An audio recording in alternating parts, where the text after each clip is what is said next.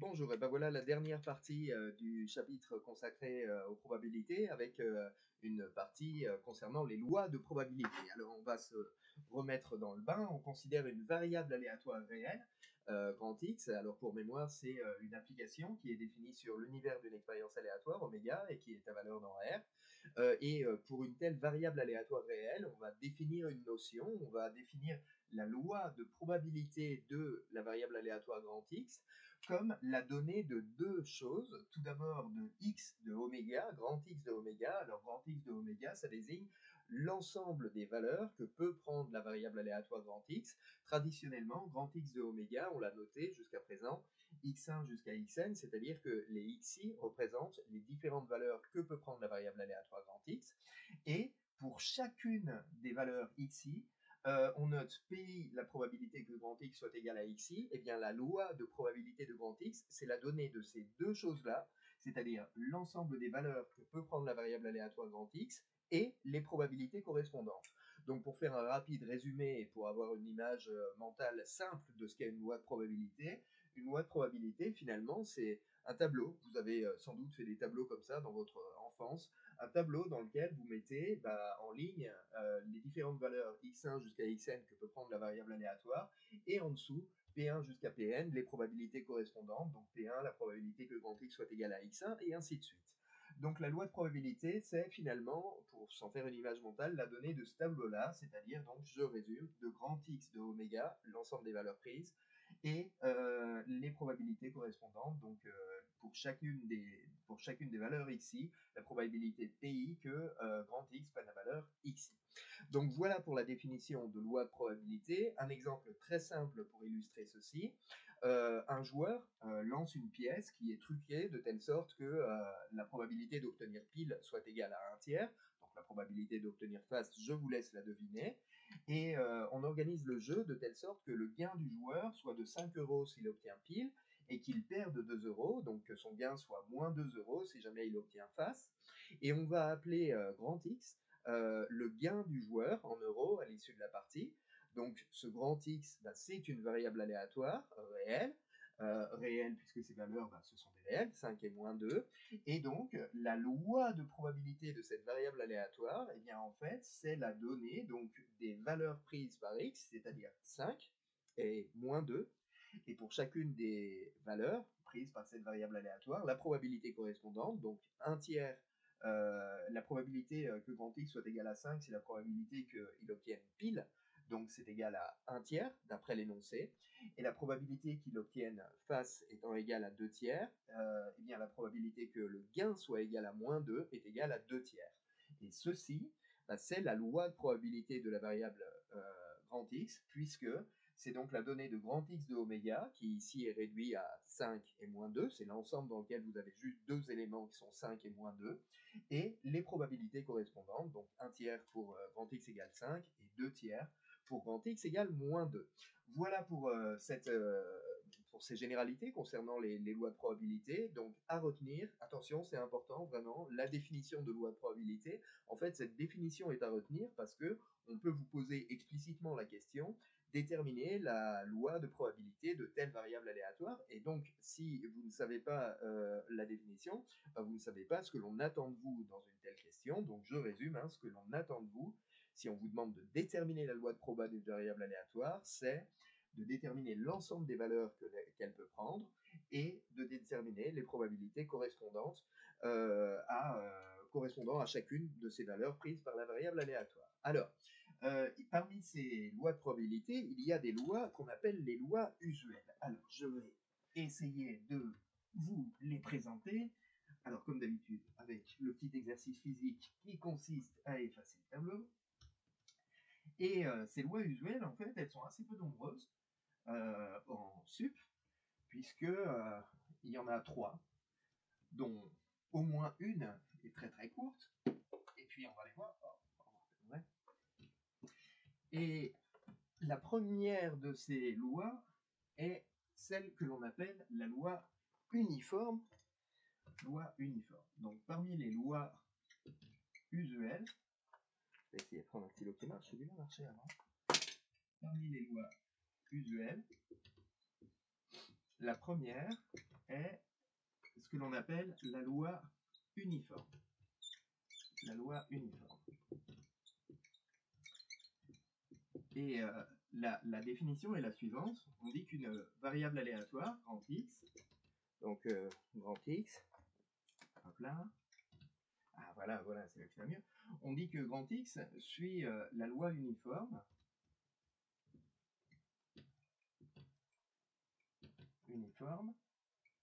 sur l'intervalle d'entier, disons 0n,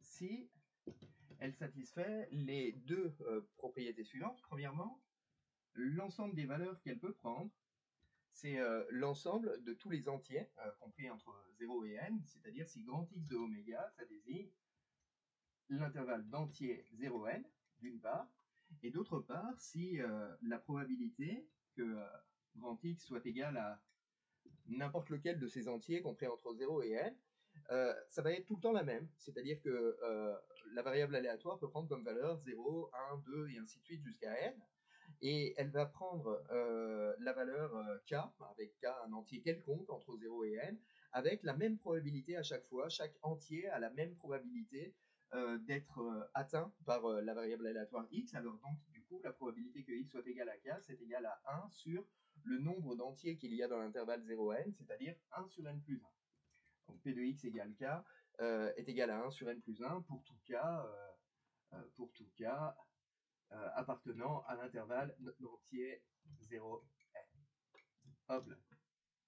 Voilà ce qu'est la définition de loi uniforme. Alors donc, pour faire un retour sur ce que l'on disait tout à l'heure, on a défini ici une loi de probabilité, puisque on a d'une part décrit grand X de oméga, c'est-à-dire l'ensemble des valeurs que peut prendre la variable aléatoire, et d'autre part, on a précisé quelles étaient les probabilités correspondantes.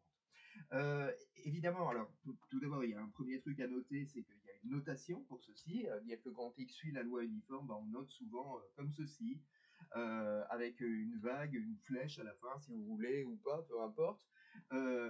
Pour désigner la loi uniforme, on fait un U majuscule rond et entre parenthèses 0n. L'intervalle d'entier 0n, et donc cette notation-là signifie, se lit plutôt, grand X suit la loi uniforme sur l'intervalle d'entier 0n. Alors, une remarque avant de donner un exemple, alors c'est un peu bizarre, mais bon, vous allez comprendre pourquoi.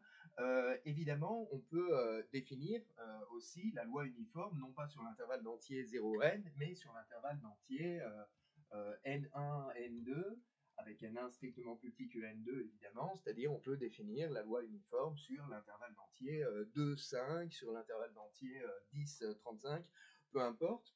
Ce qui est important, c'est que dire que x suit la loi uniforme, c'est dire que finalement elle va prendre comme valeur des valeurs qui sont entières, et puis chacune avec la même probabilité. Alors, un exemple usuel de loi uniforme, c'est lorsque vous considérez pour x le résultat lorsque vous lancez un dé à 6 faces qui est bien équilibré.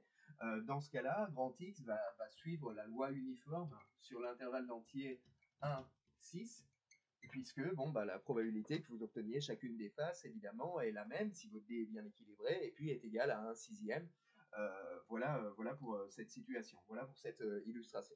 Alors, il y a des propriétés sur la loi uniforme. Alors, il n'y en a pas beaucoup, mais il y en a deux. Vous vous souvenez, quand on a étudié les variables aléatoires, on a vu que il y a deux notions qui sont liées aux variables aléatoires, qu'on appelle l'espérance et qu'on appelle la variance.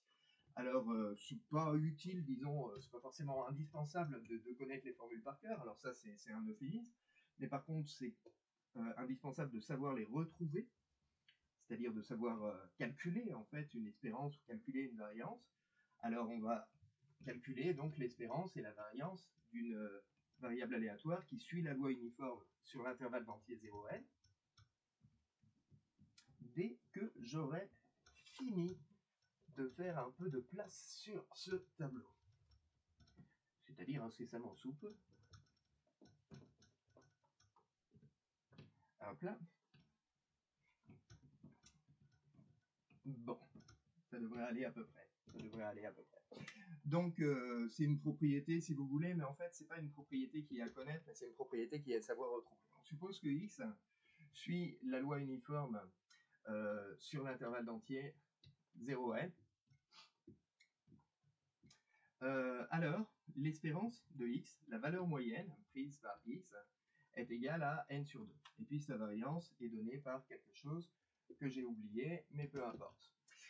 Ceci étant juste pour illustrer le fait que ce qui est important, c'est que vous sachiez comment faire pour calculer l'espérance, calculer la variance. Preuve, disons, de ce truc-là. Calcul de l'espérance, calcul de la variance. L'espérance de x, c'est quoi?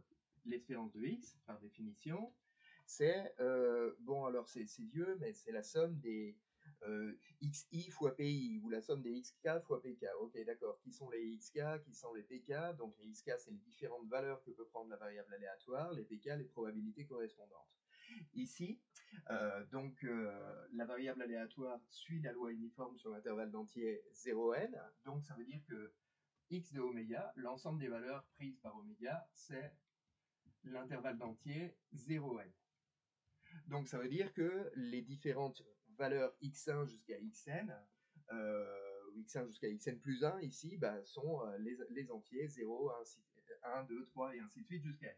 Donc l'espérance de x, c'est la somme sur toutes les valeurs prises par grand x, donc la somme pour k allant de 0 à n, de la valeur prise par grand x, k, multipliée par la probabilité que grand x soit égal à k. Ça, ici, ce qu'on a écrit, c'est juste la définition d'espérance.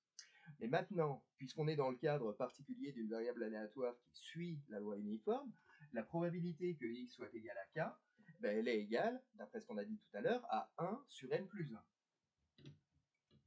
D'accord? Puisque votre variable aléatoire prend chacune des valeurs entières, comprises entre 0 et n, avec la même probabilité qui est 1 sur n plus 1. Par suite, cette somme devient la somme, donc pour k allant de 0 jusqu'à n, des k sur n plus 1. Mais 1 sur n plus 1, c'est une constante relativement à k, donc du coup on peut la sortir de la somme, donc vous avez 1 sur n plus 1 multiplié par la somme pour k allant de 0 jusqu'à n des k.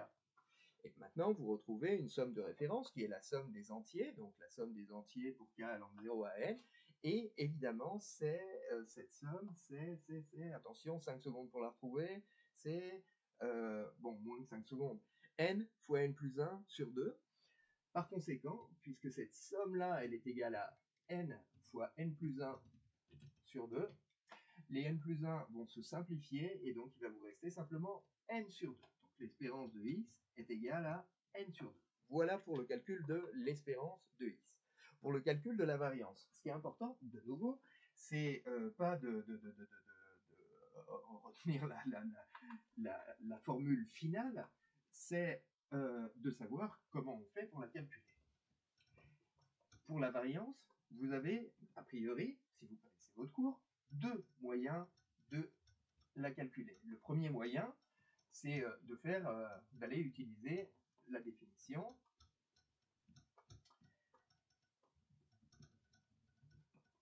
Voilà, je vais y arriver. Hop là.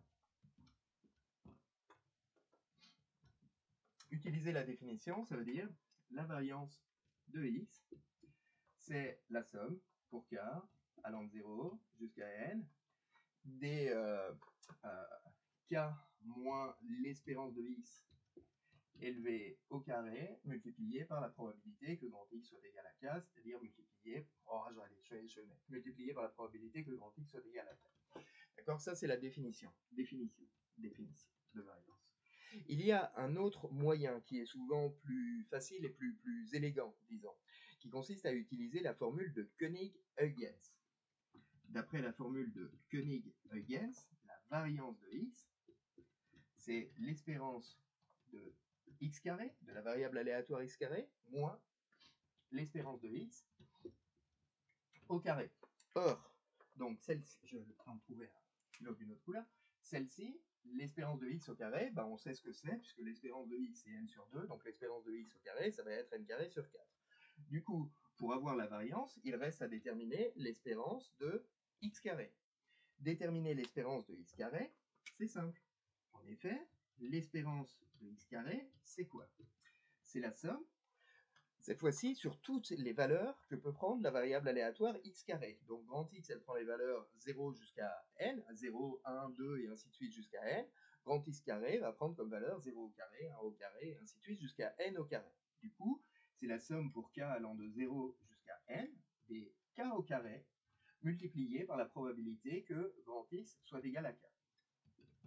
Ou que grand X carré soit égal à k au carré, si vous préférez. Ça porte un nom, ce truc-là, un nom un peu sauvage, ça s'appelle la formule de transfert. Bon, bref. Quoi qu'il en soit, la probabilité que grand X soit égal à k, elle n'a pas changé depuis tout à l'heure. Grand X suit la loi uniforme, donc cette probabilité, c'est encore 1 sur n plus 1. Ce 1 sur n plus 1, comme précédemment, va pouvoir être sorti de la somme. Et donc, pour l'espérance de x2, on a 1 sur n plus 1 multiplié par la somme des k carrés cette fois-ci. Et donc ce que l'on fait, c'est la somme des carrés de k pour k allant de 0 à n. Ça aussi, c'est une formule de référence. Et vous n'avez pas oublié que c'est n multiplié par n plus 1 multiplié par 2n plus 1 et tout ça divisé par 6. De nouveau, les n plus 1 vont se simplifier. Et donc, on va avoir l'espérance de x carré qui est n fois 2n plus 1 sur 6. Et donc, c'est terminé. Du coup, on a l'expression de la variance. En effet, pour avoir la variance de x, il suffit de faire la différence entre l'espérance de x2, que l'on a ici, donc n fois 2n plus 1 sur 6, moins l'espérance de x au carré, qui est n carré sur 4. Et ça donne la variance de x. Donc voilà pour ces propriétés donc, qui concernent la loi uniforme. Alors, donc, à retenir, en résumé, sur la loi uniforme, premièrement, la définition. Donc, x suit la loi uniforme sur l'intervalle entier 0n si x de oméga, l'ensemble des valeurs prises par la variable, c'est 0n, avec la même probabilité pour chacune des valeurs, c'est-à-dire la probabilité 1 sur n plus 1. Bon.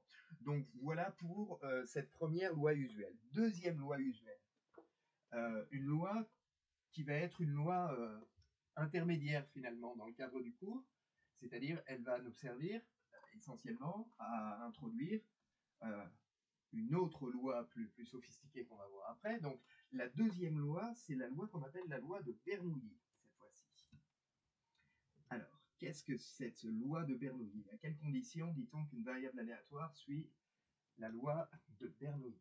Ça commence à être compliqué de se faire un tableau propre, mais on va y arriver. On va y arriver. Peut-être.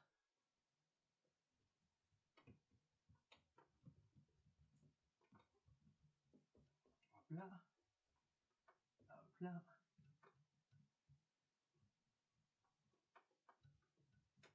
Hop là.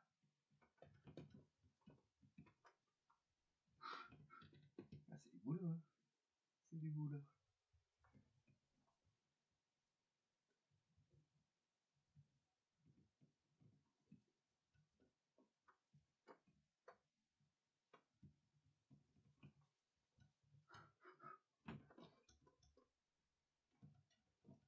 Et voilà. Bon. Allons-y. Loi de Bernoulli. Loi de Bernoulli.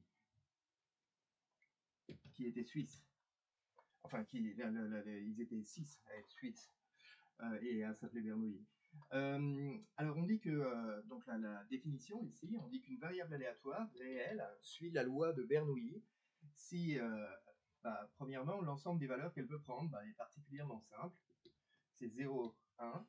Et si la probabilité que grand X soit égal à 1 est égale à P, et du coup, la probabilité que grand X soit égal à 0, ça va être égal à 1 moins P, avec P qui est un réel compris entre 0 et 1. En clair, dire que X suit la loi de Bernoulli, de paramètre P est appelé le paramètre de la loi, c'est dire que cette variable aléatoire donc, ne peut prendre que deux valeurs, les valeurs 0 et 1, et les probabilités correspondantes sont P pour 1 et 1 moins P pour 0. Donc voilà pour ce qu'est une loi de Bernoulli. Donc une variable aléatoire qui suit la loi de Bernoulli, c'est une variable aléatoire qui va prendre la valeur 1 avec la probabilité P et qui va prendre la valeur 0 avec la probabilité 1 moins P. C'est ce qui va correspondre plus tard au fait suivant. Ça va modéliser une expérience dans laquelle vous avez soit un succès, soit un échec, et vous avez que ça comme possibilité. Alors, quelque chose qui est simple du coup à faire ici, beaucoup plus rapide en tout cas que tout à l'heure, c'est le calcul de l'espérance et le calcul de la variance.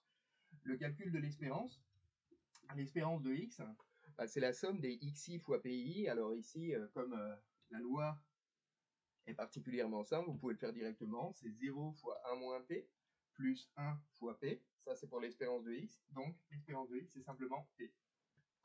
La variance de x, de nouveau, on peut penser à utiliser la formule de Koenig-Huygens, c'est-à-dire que c'est l'espérance de x carré moins l'espérance de x, le tout au carré. L'espérance de x au carré, c'est p au carré, tout va bien. L'espérance de x carré, la première, en fait, x carré, grand X carré, la variable aléatoire x carré, va prendre comme valeur, les mêmes qu'ici, 0 et 1, avec les mêmes probabilités. Donc l'espérance de x carré, c'est la même que celle de x, puisque grand X et x carré vont suivre la même loi. Donc c'est p moins p au carré. Soit vous le laissez tel quel, soit vous dites que c'est p multiplié par 1 moins p, en factorisant par p. Donc voilà pour l'espérance et voilà pour la variance. Donc une loi de Bernoulli, c'est une loi qui est particulièrement simple. Donc une variable aléatoire suit la loi de Bernoulli si elle peut prendre donc, les valeurs 0 et 1 avec les probabilités respectivement 1 moins p et p. Et dans ce cas-là, l'espérance d'une telle variable aléatoire c'est p, sa variance c'est p fois 1 moins p. Voilà pour ceci. Et en fait, cette loi est juste une loi intermédiaire, c'est juste une brique élémentaire pour construire la dernière loi usuelle qui est à connaître et qu'on appelle la loi binomiale. Alors, qu'est-ce que la loi binomiale? Alors attention, dernier effaçage. Enfin, j'espère dernier effaçage parce que là, ça commence vraiment à être compliqué maintenant. Allons-y, allons-y. On va y arriver. Loi binomiale pour la dernière. On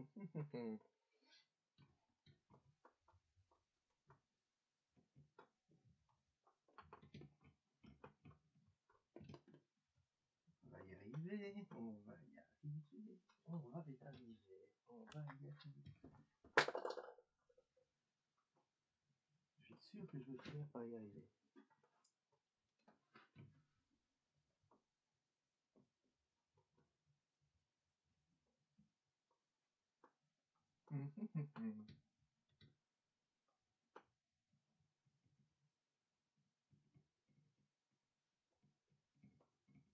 Alors, presque, hein.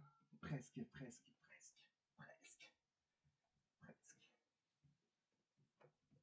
C'est diaboliquement compliqué. Et comme j'ai plus trop de magie, terrible. Allez, un dernier petit coup pour la route. On va essayer d'avoir les dernières traces.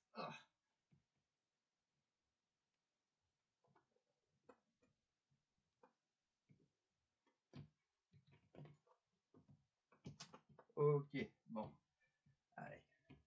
L'idéal. On va essayer de s'en sortir avec ça quand même. Donc, la loi binomiale. Qu'est-ce? Loi binomiale.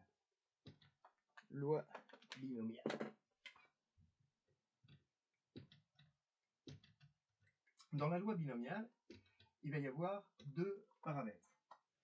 On va dire que x suit la loi binomiale. Alors, ce que l'on va noter avec un B majuscule, de taille n et de paramètre p, si elle vérifie les deux choses suivantes. Premièrement, l'ensemble des valeurs qu'elle peut prendre. X de oméga, c'est l'intervalle d'entier 0, n. Et deuxièmement, pour tout cas entier compris entre 0 et n, la probabilité que grand X soit égal à K, c'est égal à quelque chose qui est un peu compliqué, un peu lourd au début, mais qui va être facile à comprendre après, j'espère. K parmi n, le coefficient binomial K parmi n, multiplié par p à la puissance k, multiplié par 1 moins p à la puissance n moins k. Voilà ce qu'est une variable aléatoire qui suit la loi binomiale. Et maintenant, ça correspond à quoi? L'interprétation, c'est quoi? L'interprétation est la suivante. Dire que x suit la loi binomiale de taille n et de paramètre p, c'est dire que x est égal au nombre de succès au cours de n expériences indépendantes, donc sur n expériences indépendantes,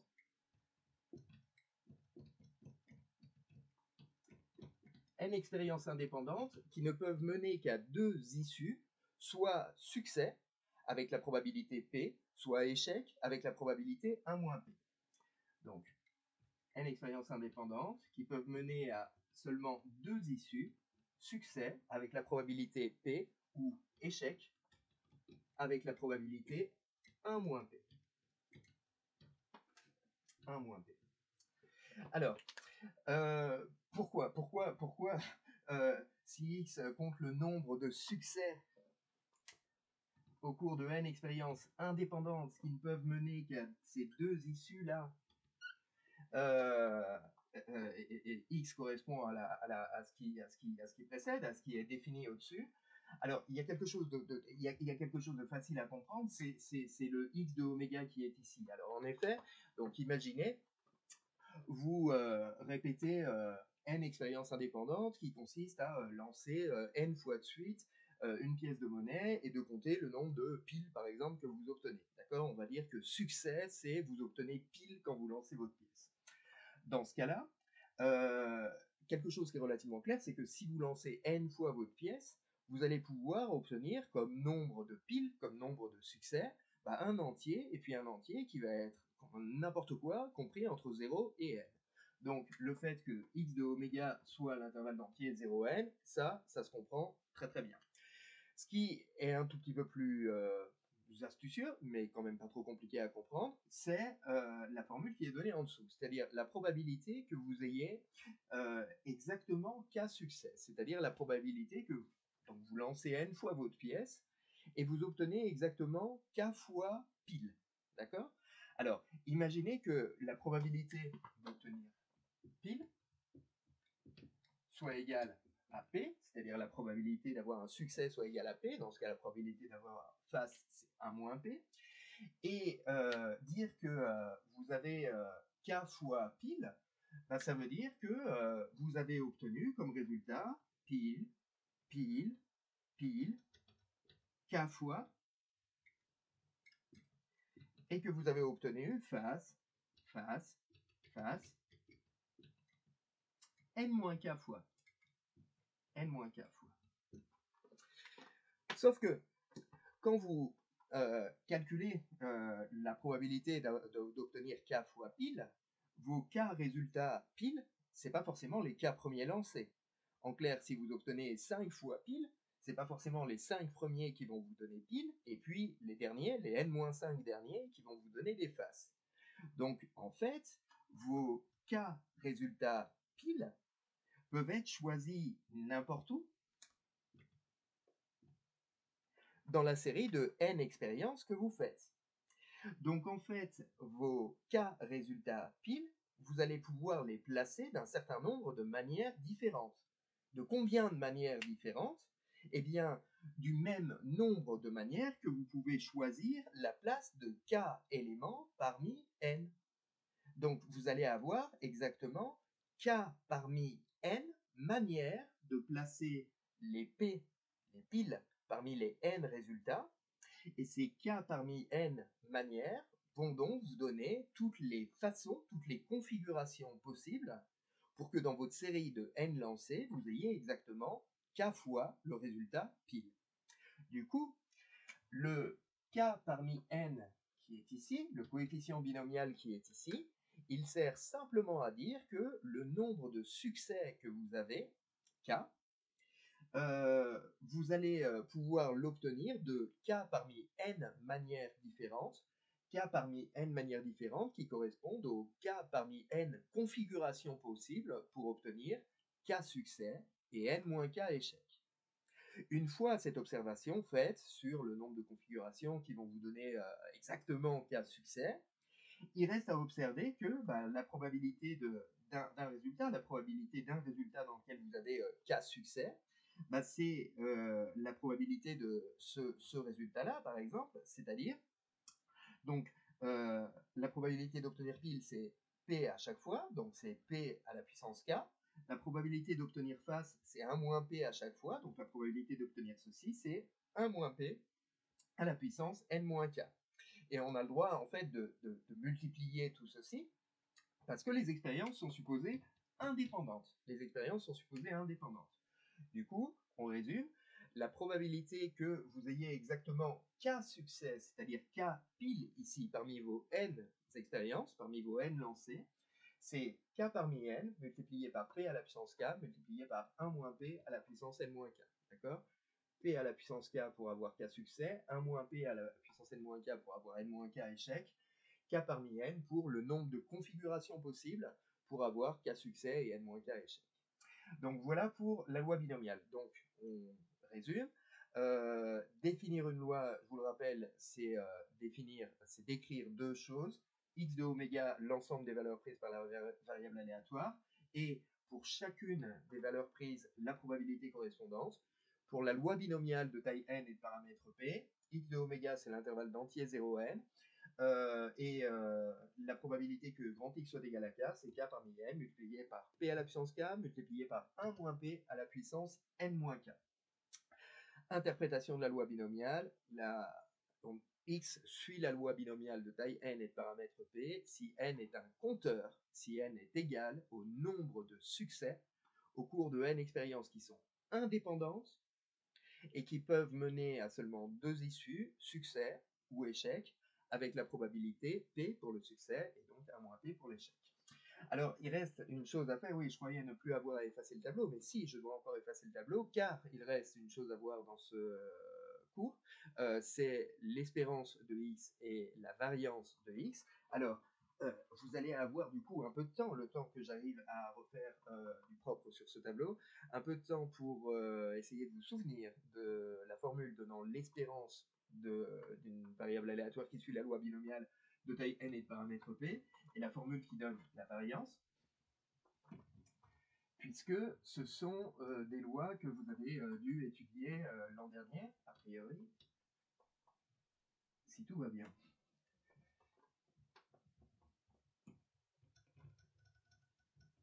Alors, allons-y. On va y arriver. Je ne désespère pas. Hop là. Ah, c'est pas mal là.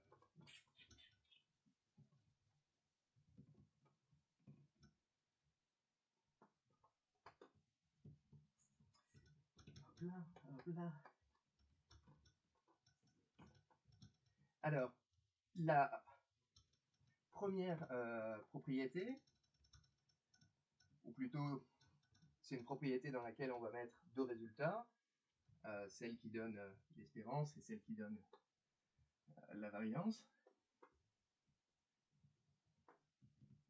Propriété 2 en 1. Et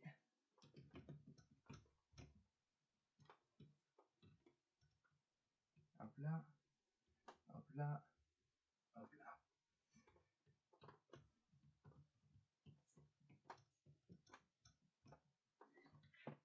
Donc allons-y, c'est parti, propriété en avant. On fait l'hypothèse que x suit la loi binomiale de taille n et de paramètre p. Sous cette hypothèse-là, l'espérance de x est égale à n fois p, donc le nombre d'expériences multiplié par la probabilité d'un succès. La variance de x est égale à n fois p multiplié par 1 moins p. Peut-être que vous aviez énoncé cette propriété en disant que la variance de x est égale à n fois p fois q, avec q qui désignait 1 moins p par convention. C'est une convention qui est souvent utilisée. La preuve que l'on va faire ici, C'est juste la preuve donnant la formule de l'espérance. Alors il y a deux motivations pour ça. La première, c'est que c'est un peu lourdingue d'effacer le tableau, comme vous l'avez vu. Et puis la deuxième, c'est que dans le programme de colle, j'ai mis uniquement la formule donnant la preuve de la formule donnant l'espérance. Alors, l'espérance de x, tout d'abord, on va rechercher la définition. Donc c'est la somme sur toutes les valeurs que peut prendre la variable aléatoire x. X suit la loi binomiale de taille n et de paramètre p, donc toutes les valeurs qu'elle peut prendre, c'est tous les entiers compris entre 0 et n. Donc la somme, de nouveau, va porter sur tous les k allant de 0 jusqu'à n, des xk, des valeurs prises par la variable aléatoire, c'est-à-dire k ici, multiplié par la probabilité que grand X soit égal à k. Et cette probabilité que grand X soit égal à k, eh bien, elle est donnée par la formule de tout à l'heure, qui est, bon bah, donc voilà, c'est la somme pour k allant de 0 à n, des k multipliés par k parmi n, p à la puissance k, 1 moins p à la puissance n moins k. Il y a deux choses à observer. La première, c'est que cette somme, elle commence à 0, mais de fait, elle commence à 1, puisque, en effet, lorsque k est égal à 0, bah, le premier terme dans cette somme est nul. C'est la première observation. La deuxième observation, c'est que k multiplié par k parmi n, on peut le réécrire judicieusement autrement. Et tant mieux, parce que telle quelle, cette somme, sinon, bah, on ne sait pas la calculer. Comment on peut le réécrire? Bah, en fait, voilà ce que l'on fait. K multiplié par k parmi n, vous voyez à peu près, ok. C'est, on va rechercher la définition. Donc c'est k multiplié par factoriel n sur factoriel k, factoriel n moins k. K sur factoriel k, ça va se simplifier, il va rester simplement factoriel k moins 1 au dénominateur. Le factoriel n qui est ici, on peut le réécrire judicieusement comme n multiplié par n moins 1 factoriel. Donc du coup, en résumé, en remettant les deux choses ensemble, on va pouvoir sortir n, et il va rester n-1 factoriel, donc ça c'est pour avoir le factoriel n qui est au numérateur, en dessous, k-1 factoriel, celui-là c'est celui qu'on obtient en simplifiant le k et le factoriel k qui sont ici, et n-k factoriel. Et ceci, cette fraction-là, hop là, celle-là, ben celle-là, c'est un coefficient binomial, et c'est le coefficient binomial k-1 parmi n-1. En effet, quand vous appliquez la formule qui donne le coefficient binomial k-1 parmi n-1, vous avez n-1 factoriel, tout va bien, sur k-1 factoriel, n-1 moins k-1, et n-1 moins k-1, ben les moins 1 vont se simplifier, il va vous rester simplement n-k. En d'autres termes, le coefficient qui est ici, donc k multiplié par k parmi n, on va pouvoir le remplacer par n multiplié par k-1 parmi n-1. N est indépendant de k, donc on va pouvoir le sortir de la somme. Alors en clair, ça signifie que cette somme-là, maintenant, on va pouvoir la réécrire. On va faire ceci. On va pouvoir la réécrire comme n multiplié par la somme pour k allant de 1 jusqu'à n. Donc on remplace notre truc, hein, donc k-1 parmi n-1, p à la puissance k, multiplié par p à la puissance k, je dis bien, multiplié par 1 moins p à la puissance n-k. Maintenant, arrivé à cet endroit, évidemment, vous vous dites, enfin j'espère que vous vous dites, on va faire un changement d'indice. La somme commence à 1, ici, ben, on va faire un changement d'indice, donc on va poser grand K égale K-1, donc on pose grand K égale K-1, de manière à ce que cette somme devienne maintenant donc, la somme pour grand K allant de 0 jusqu'à n-1. Donc, grand K égale K-1, bah, du coup, le K-1 qui est ici, on remplace par K. Donc, K parmi N-1. P à la puissance petit k. Alors, grand K est égal à K-1. Donc, petit k, c'est grand K plus 1. Et 1 moins P à la puissance N moins 1 moins grand K. Et du coup, finalement, j'ai encore besoin d'un peu de place pour achever ce calcul. Je pensais pouvoir l'éviter, mais non, non, non.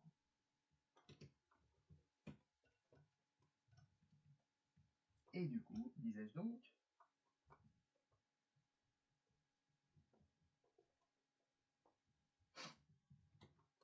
on va y arriver.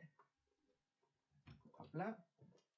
Du coup, l'espérance de x est égale à n multiplié par la somme pour k allant de 0 à n-1.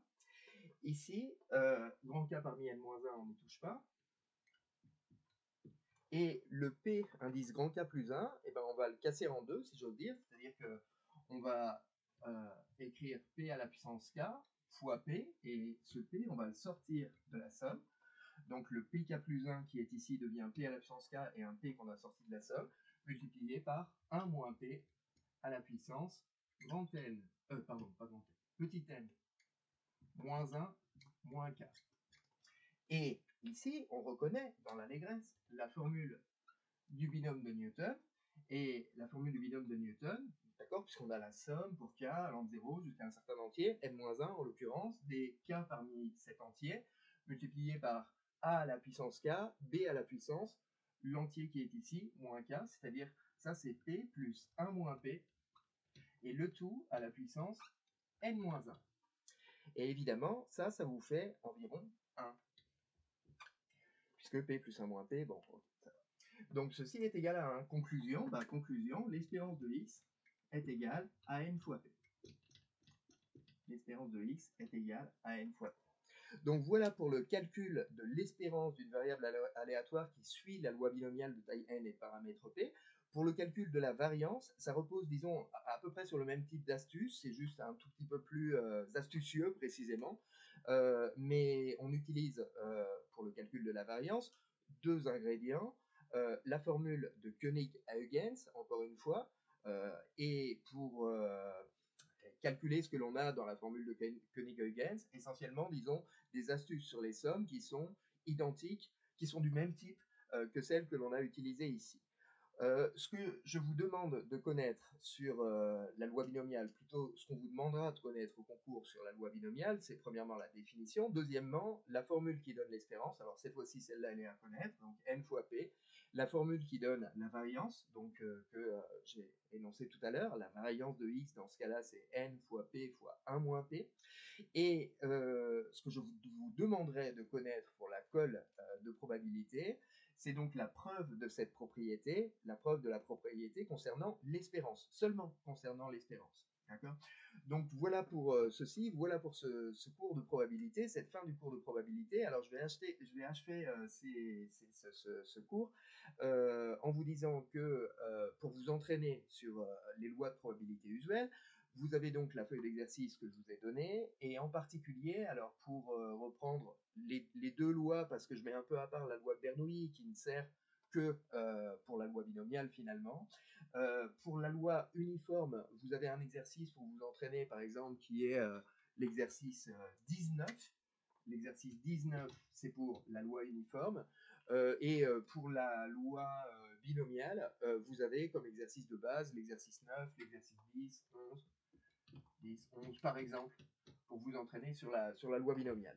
Donc voilà pour cette fois-ci ce cours de probabilité et donc cette partie consacrée aux lois usuelles. Et n'hésitez pas donc, premièrement, à faire les exercices qui portent sur ce thème, et deuxièmement à me poser tout plein de questions si vous en avez, que ce soit sur le cours ou que ce soit sur les exercices. Bonne continuation et à bientôt pour de nouvelles aventures.